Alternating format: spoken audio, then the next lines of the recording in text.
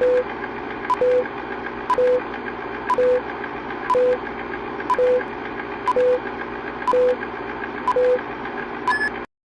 anybody tell me where the Blarney roses grow? Some say down in Limerick town and more say in Mayo. It's somewhere in the Emerald Isle and this I want to know. Can anybody tell me where the Blarney roses grow? The Blarney roses grow.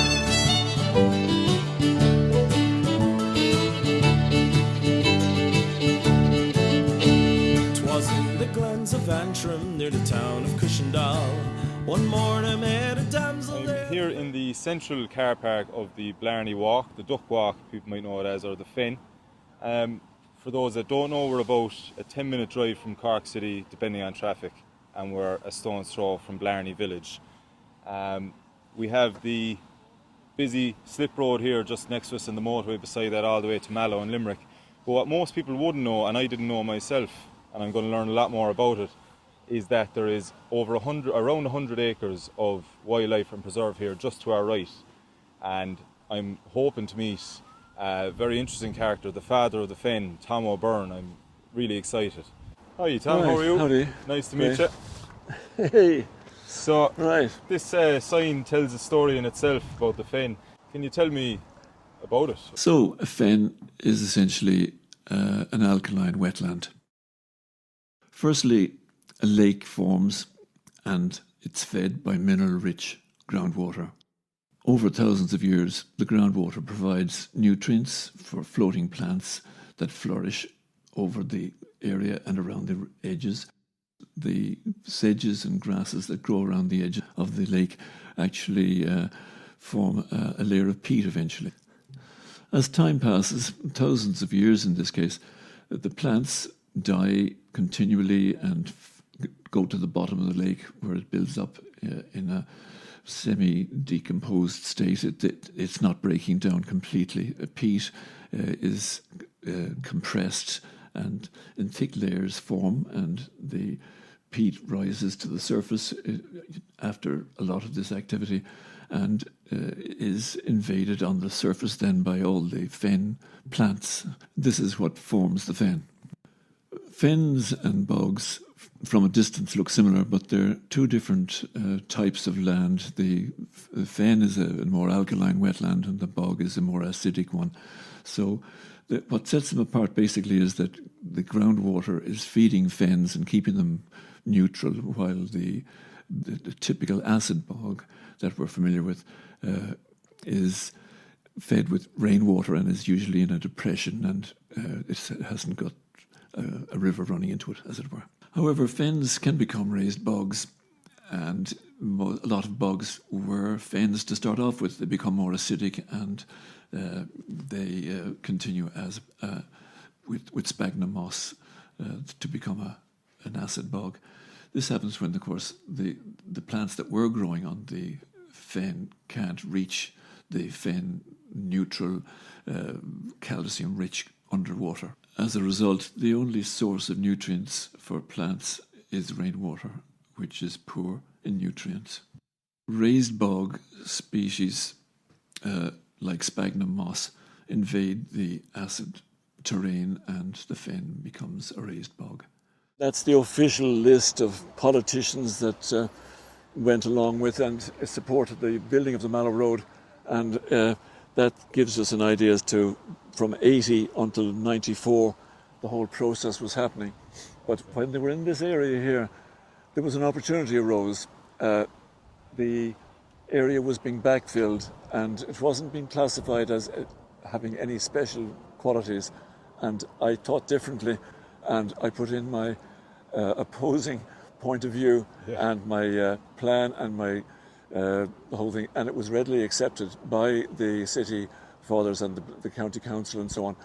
We couldn't have considered to do this whole process without the fact that the Mallow Road was being built alongside it.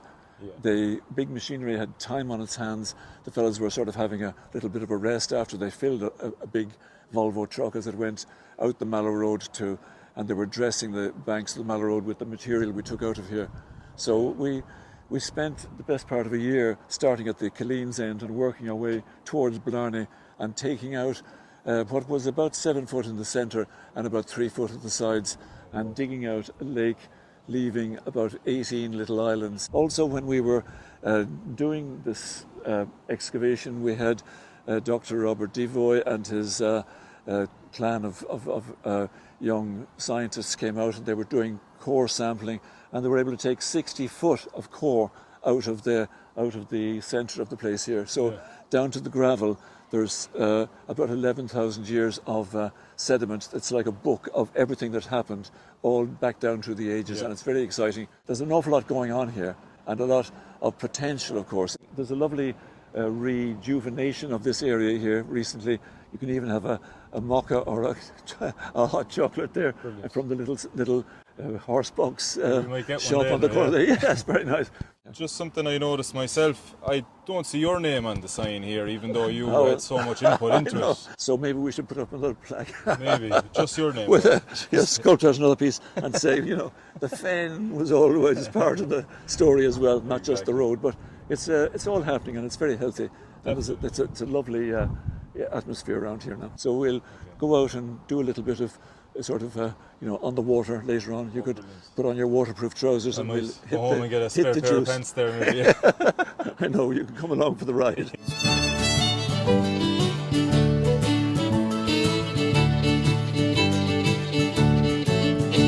'Twas in the glens of Antrim near the town of Cushendall.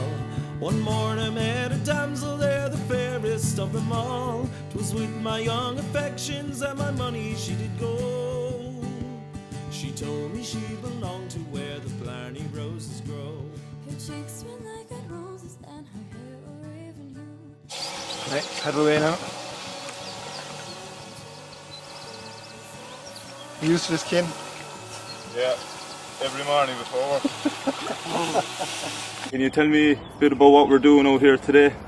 Well, we're coming out to check on bird boxes that we put out earlier in the year to see what's been occupied and what sort of birds decided to use the facilities that we put there for them, So it's a case of just checking it, and we wouldn't normally be putting any boats on the water. This is purely just to check things, and we wouldn't be making a water sport out of this. It's lovely to be out here, but it's for the wildlife, and we're trying to cater for quite a range of different species, and mainly bird life. There's 81 species of birds in the course of 12, over the course of since we put this place here, over 20 odd years, and so it's a case of it's a very attractive place once we have set the scene.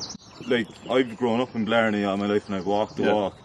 I never knew all this was here, and to hear the traffic so close, it's brilliant. It wouldn't be 100 yards to the main road out here, and of course the water wasn't here until we dug it out when they were building the Mallow Road. So this was an opportunistic thing in a way. The big machinery was standing by.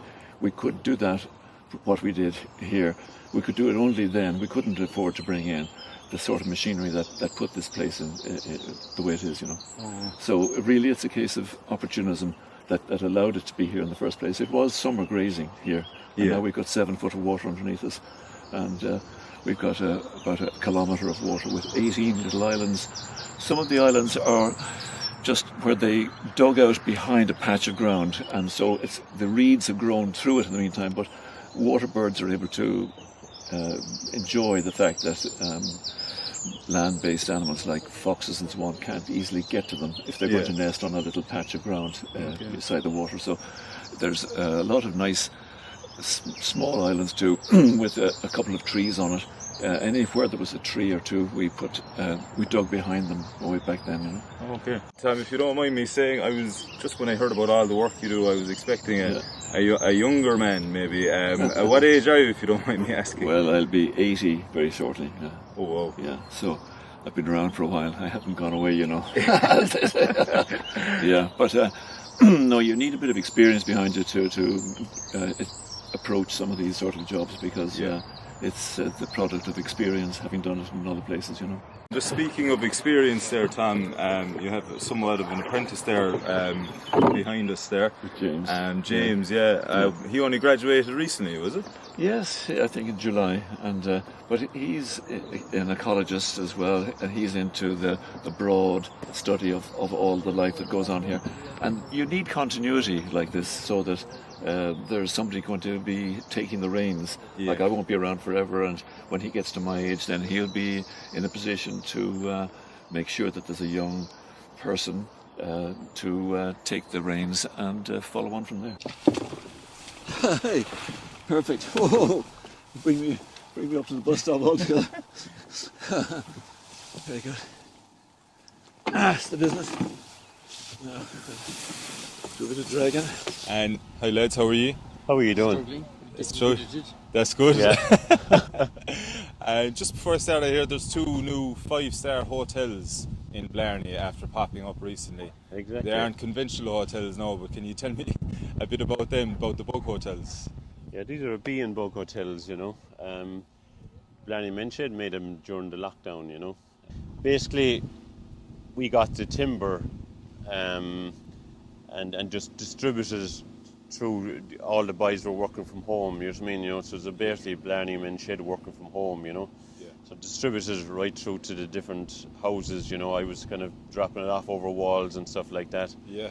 And they all worked. We had 10 guys working on this project, you know what I mean? Oh. So then I collected them all up again, brought them back down to Eddie's workshop, you know. And then Eddie, the maestro, then assembled it all together. Just tell me a little bit about the design of the bee and bug hotel. Yeah, well, Blarney traditionally is a very industrial, you know, from the woolen mills and the whole lot, and things were done by horse and cart a lot, you know what I mean? So basically it was designed around the cart wheel. So, you know, it gives a nice traditional look about it as well, you know what I mean? And it's a kind of in keeping with Blarney's traditions. Yeah. Hopefully they'll stay here to last, you know, they'll last for a while, and hopefully they'll get guests coming into them, you know, that's the idea. Eddie, you made, was it 50? I think it was 50 anyway, yeah. And how did you find that over lockdown and restrictions? Oh, it was great, because if I hadn't that to do, I'd have nothing to do. Yeah. And I don't like work, but I don't like doing nothing either.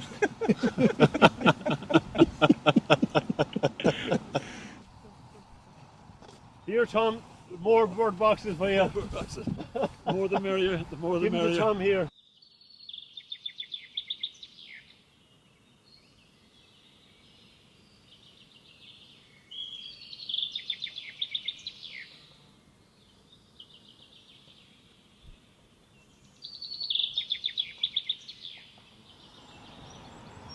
So, Mary, can you tell me what a PPN is and what it is that you do?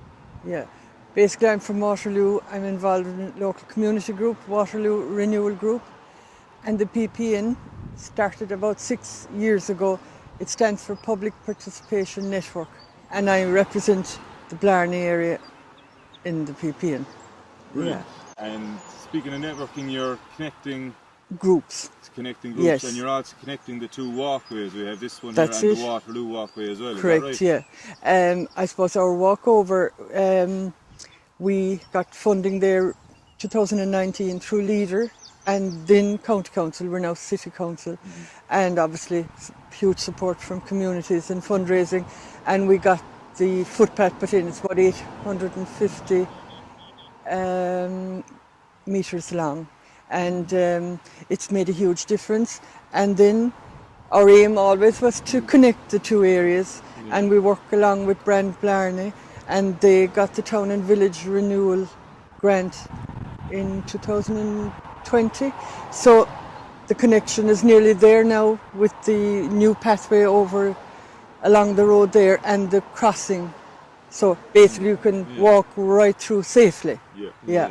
You know. And is there plans for it to become a greenway as well Well, in the future, or is that maybe it's the future, but it's hoping, we're all hoping we can, because you can get quite near the city really as it is. So maybe another little effort would bring it all the way. You can walk from Waterloo all the way into town now. Yes. Yeah. Using these new pathways. It's brilliant.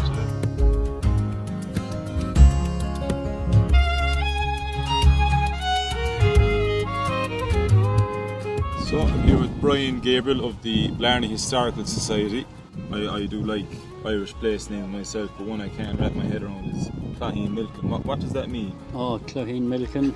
Yeah, I have a book here with me called The Parish Histories and Place Names of West Cork by Bruno O'Donoghue. He was a abandoned man, and he did this one here, just if I can just get my hand on it now, on Clogheenmilcon.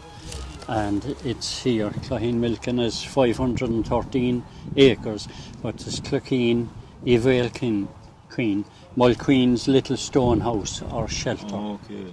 Right? But I have never heard of anybody called Mulqueen in the area, so, and I don't know where his little stone house or shelter was either. But it could also mean Clogheenmilcon, little stony place of the mythical hound. I was going through some maps that I had, and I came across. I was wondering about the spelling of it, because it goes Clogheen, and another one it's Clogheen. Oh yeah. And I came through this last night, and this was done in 1801. It was the survey of the castle estates, all the townlands and the castle estates, done by a man by the name of Daniel Ahar. And Clogheenmilcon is spelt as I say in one section of it, because I think it was either his brother or his son, Patrick Ahar, spelt it one way, and he spelt it the other way with the GH. Oh yes. You see? And then there were, it was known as the Clogheenmilcon Fen, the area, and then it became the Blarney Bog. And when I was going through this thing last night, I found an 1801 name on it. It was called the Brown Bog. The Brown Bog. So I don't know where it got that from, but that's the way it was anyway. So I have those there on that. Oh, brilliant. Yeah, and we had the river, of course, that's flowing through it. It was known back then as the River Way, and the name was changed in the 1600s when they did try to drain the bog. Okay. And they created the Blarney River out of this one then.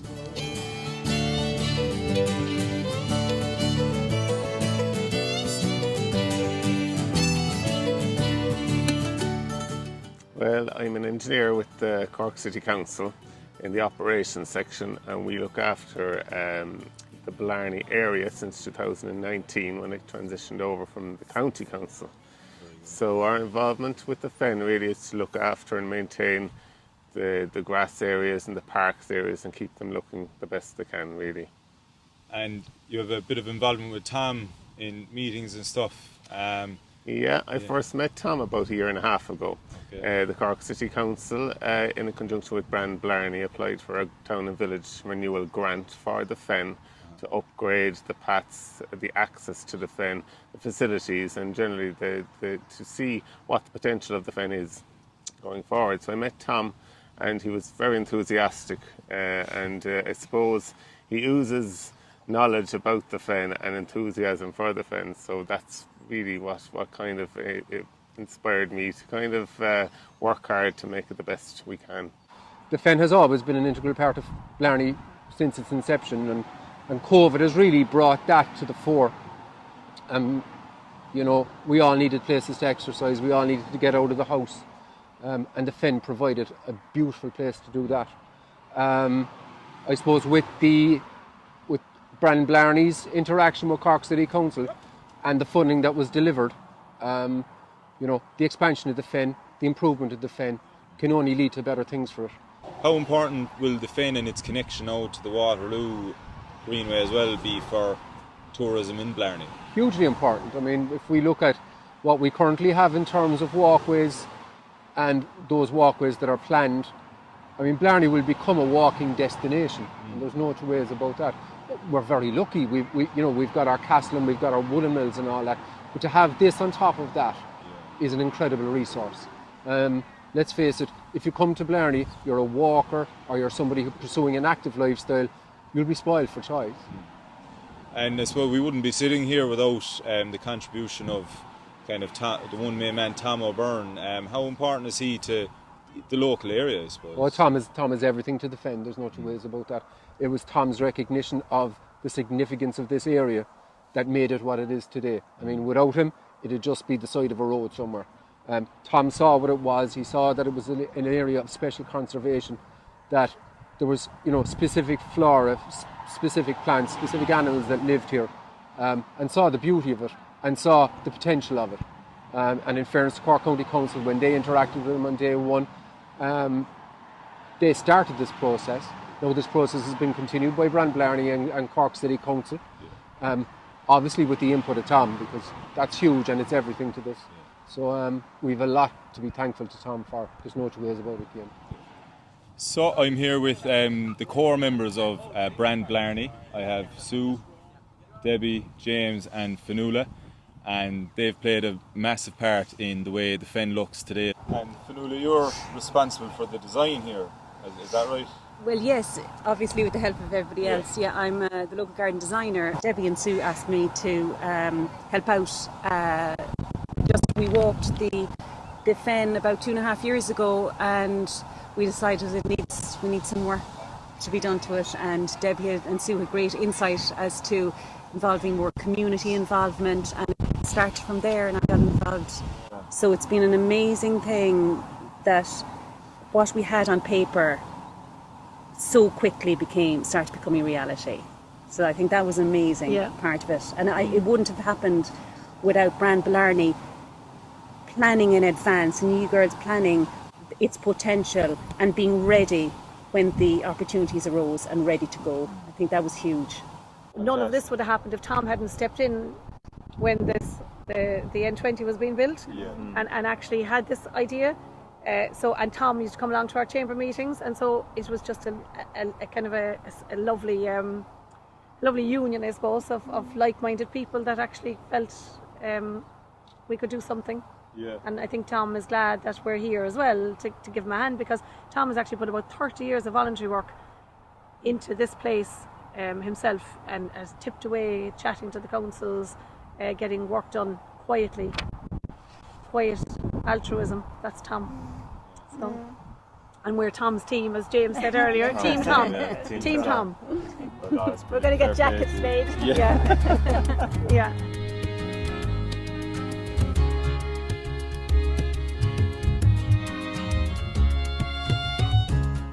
I'm here with John Foley, who's the chairperson of the Blarney District Chamber of Commerce, and Adrian O'Connell, who is a committee member also. Lads, thanks for joining me. How are you?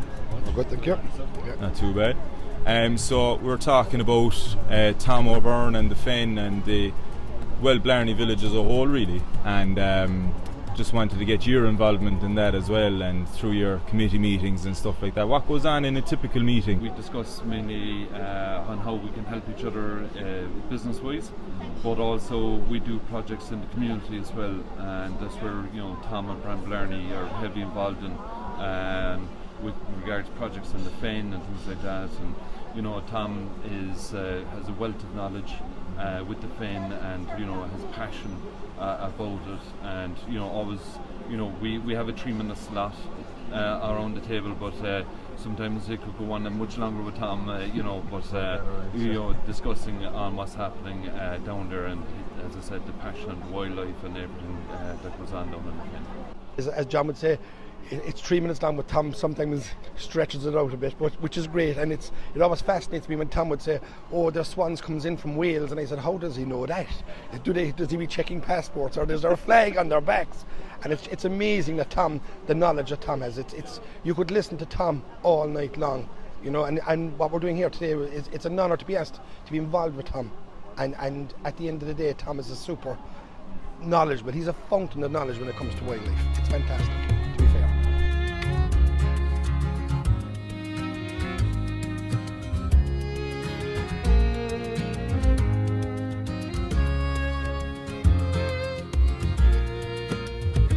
Yeah, that's right. Just keep walking up the lane and come up as far as the peacock standing on the swing, and you'll see us right there. Yeah, a peacock, yeah. He's on a swing. Yeah, that's right.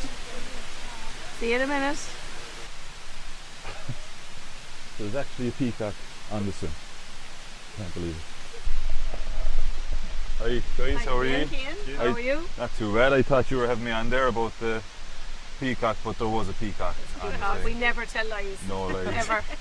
Tom was like the father of the Fen to us, so we wanted a backstory to kind of so we could see the fit of Tom and his natural environment. So we were saying we'd already been out here and had the benefit of it through different meetings with Tom when we were deciding on kind of a 5-year plan for the Fen, or what Tom's vision and idea for it was, and how we could kind of blend our own kind of ideas into it. So we've been out here a lot of times. James has been out here many a time with Tom. So we wanted you to see what Tom is like in his own environment, and it really is kind of self-explanatory. You can see, like, it is just so much a part of who he is as a person. A jam or something, or something sweet. What happens is they run out of fuel for their thorax muscles. Give me a high five there now. He's giving me a high five, yeah. But he's probably run out of fuel. I put him on a flower here, and he'll have a better chance of. Whoops. Okay again. Tom, how did you pick that up? I'd be so afraid. Not Like, he'd at all. sting me. Not at all. He wouldn't sting me.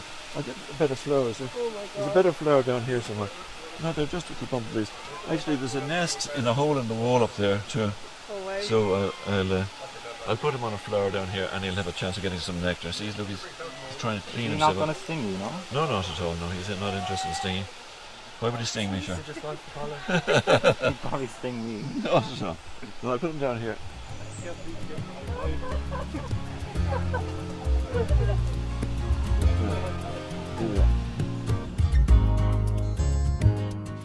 So I have local councillor John Sheehan with me here today. John, thanks for joining me. Thanks, Cian. Delighted to be here today. Very good. And just this whole area, this is, as you said there, a slice of heaven.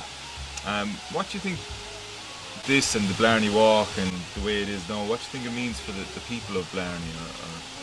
It means an awful lot, because Tom O Byrne 30 years ago had the foresight really to look, when the Cork Mallow Road was being developed, to look at the potential of the Clogheenmilcon Walk and what could be done there. So when they were building the Mallow Road, he cajoled and got the council to develop the Fen.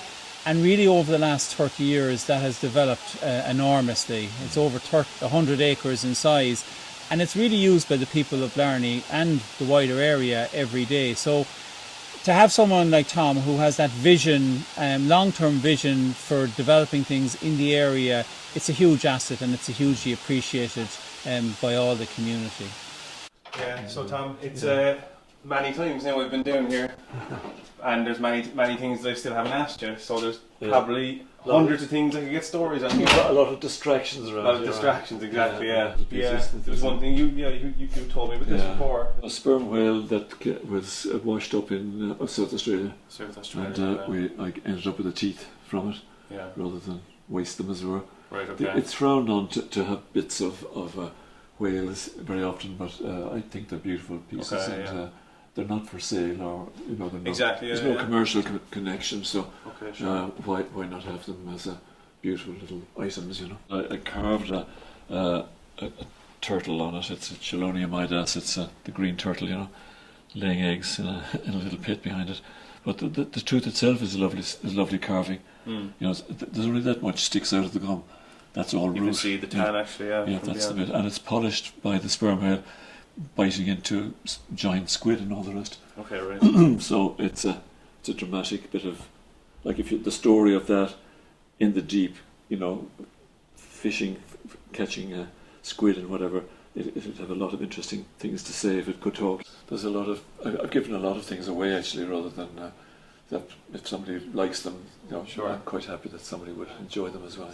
And South Australia, then you've a couple of stories. Every day was an adventure in the sort of work that I was doing. I had a vessel in the Gulf of Carpentaria. The crocodiles, yeah, well, Crocodylus process, the big fellow up there. Yeah, we had lots of encounters with them. Yeah. All right. You were telling me once upon a time that you had you were out at night and you were spotting with headlamps. Oh yeah. And you came and there was you'd look up and there'd be hundreds of eyes nearly looking at you. It's like a Christmas tree looking at the water with all the different eyes, and you'd see the distance between the eyes, and you'd know the size of the animal that was hanging around.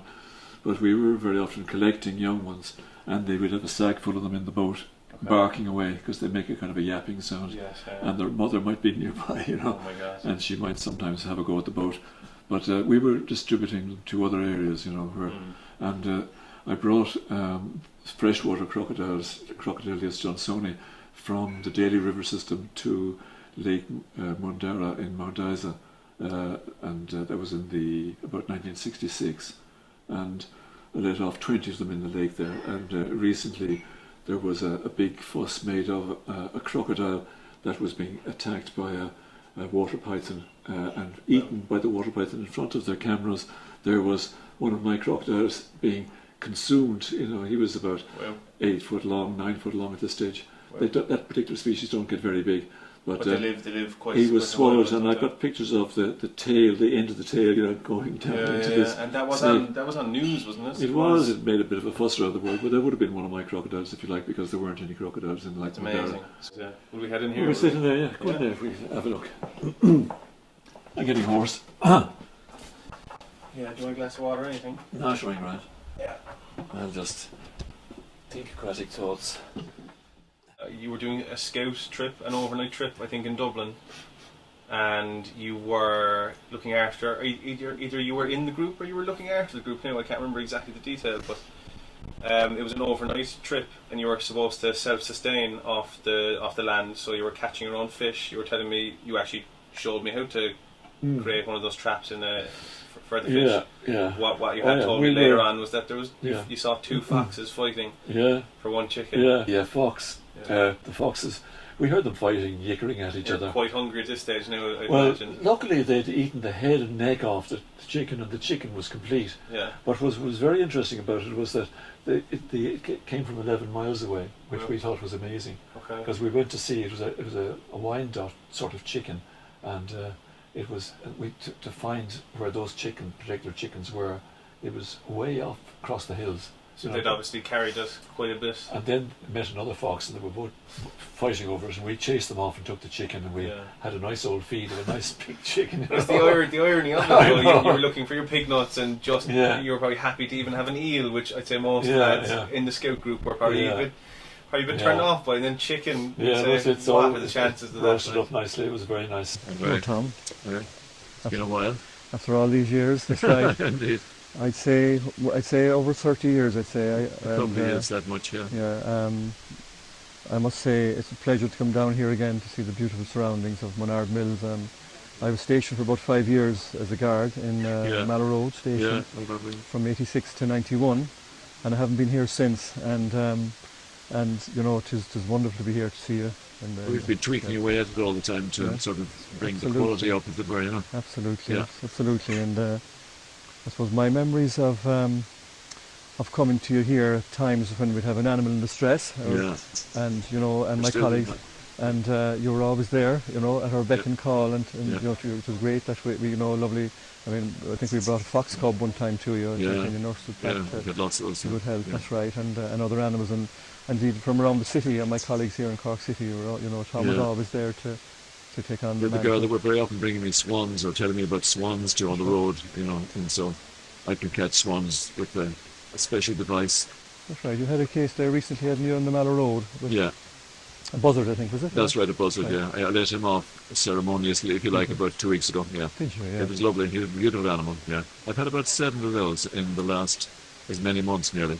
You know, they keep popping in here. They're sitting on a lamppost waiting for the cars to pass by. There's a bit of roadkill there, a squashed rabbit or something. Of course. And they're waiting, and when they catch it, they're a bit slow to take off, and there's a lorry or something goes by and they get a bit of a tumble. They're usually not badly injured, but they've been shook up and they're sometimes bruised or a few feathers missing, you know. But nurturing them back, feeding them well, and they take off powerfully again. They're a beautiful animal with a, you know, about 50-inch wingspan. Beautiful birds.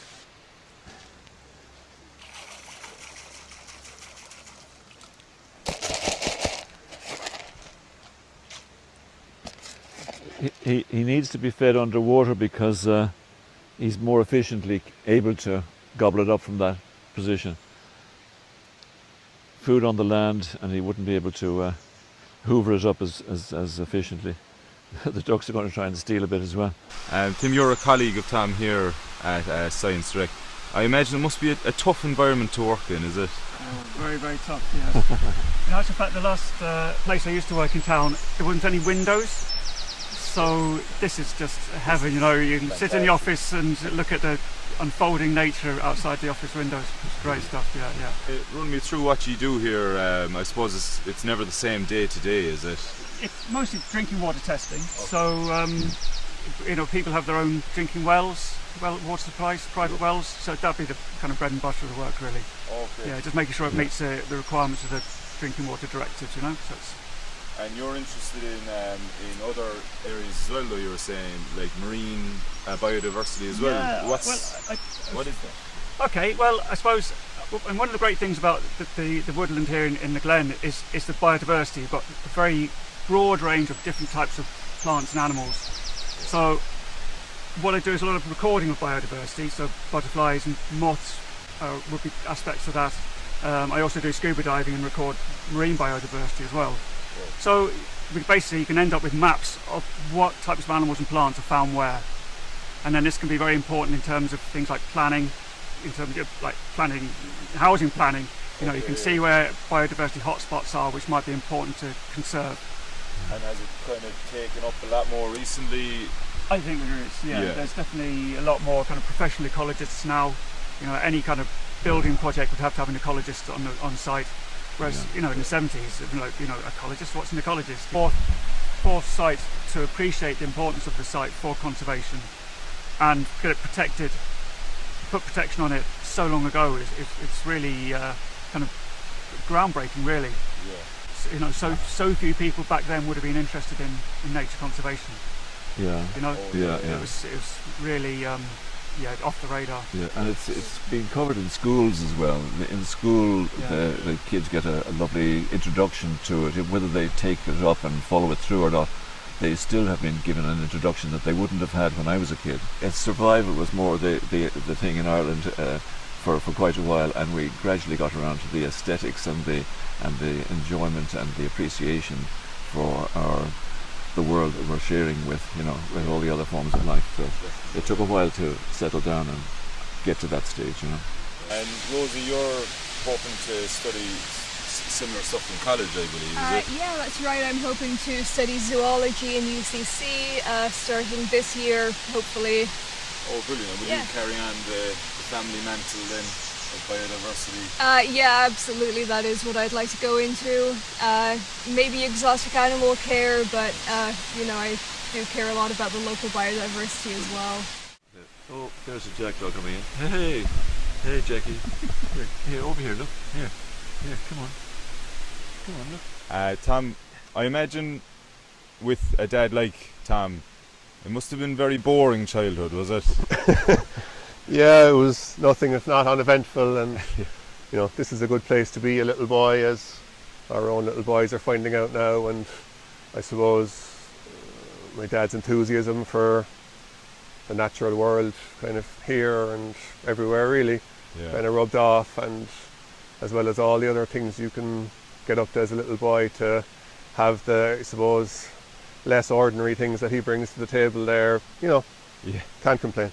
And what was it like growing up here as a child? Has it changed much? Fundamentally, no.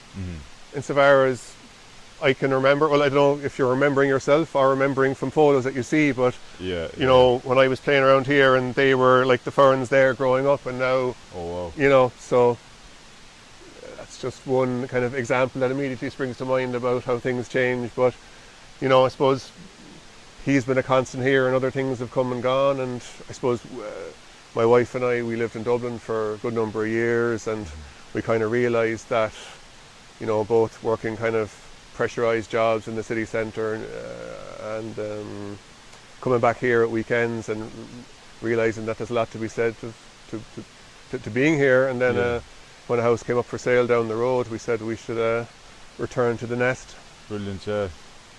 And in your own job, you're not in the same line, but would you bring the interest with you in your life?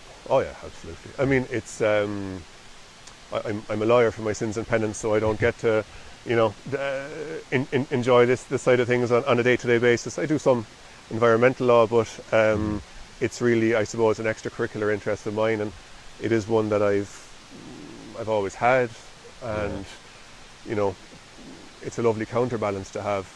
Definitely. If you're, like I said, if you're working in an office job and you're working long hours, and then you can come back here and watch an animal in its own habitat do its own thing, or do some donkey work, pull some brambles, or it's grounding. Yeah, definitely.